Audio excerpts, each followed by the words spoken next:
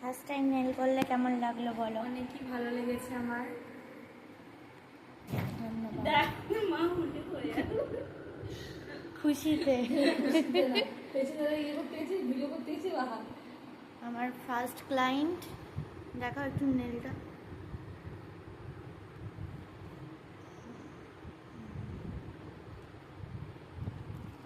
এটা হচ্ছে আমার সেকেন্ড আজকের কাজ।